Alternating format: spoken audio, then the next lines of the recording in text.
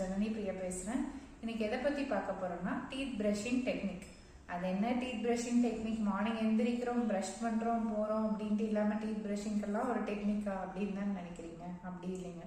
நம்ம வாயில ஏற்படுற மோஸ்ட் ஆஃப் த ப்ராப்ளம் எதனால வருதுன்னா டீத் பிரஷிங் ஒழுங்கா பண்ணாதனால தான் வருது. அதனால தான் இன்னைக்கு ப்ராப்பரான டீத் பிரஷிங் டெக்னிக் பத்தி நம்ம பார்க்க போறோம்.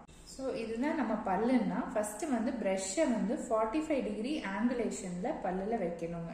அதாவது பாதி பிரிசில்ஸ் டீத் மேலேயும் பாதி பிரிசில்ஸ் கம்ஸ் மேலேயும் இருக்க மாதிரி வச்சுட்டு சர்க்குலர் மோஷன்ல 3 டீத்து கவர் பண்ணிக்கலாம் ஒரு தடவை. அப்போ சர்க்குலர் மோஷன்ல 3 டீத்தா பிரஷ் பண்ணணுங்க. இந்த மாதிரி கம்ஸும் டீத் சேர்ந்து பிரஷ் பண்ணணும். மேலப்பல் கீழப்பல். கீழப்பல் பண்ணும்போது டீத்தை கீழே பார்த்து 45 டிகிரி ஆங்குலேஷன்ல வச்சு பிரஷ் பண்ணணுங்க. இப்படி சர்க்குலர் மோஷன்ல எல்லா டீத்தையுமே கவர் பண்ணணும். டீத்தோட ஃப்ரண்ட் சர்ஃபேஸ்லாம் இப்போ நம்ம பிரஷ் பண்ணியிருக்கோம். இது பல்லில் நம்ம கடிக்கிற போர்ஷன். இதை எப்படி பிரஷ் பண்ணணும்னா ஃபுல்லாக பிரிசில்ஸ் ஃபுல்லாக இந்த டீத் மேலே படுற மாதிரி நம்ம ஃப்ரண்ட் அண்ட் பேக் ஸ்ட்ரோக்ஸ் கொடுத்து பிரஷ் பண்ணணுங்க. அதே மாதிரி டீத்தோட உள்ள பகுதி அதில் இப்படி வெளியே இழுத்து விடணும். அதாவது இது மேலே பல்லுன்னு வைங்களேன், நம்ம இந்த மாதிரி ப்ரஷ்ஷை விட்டு வெளியே கொண்டு வரணும்.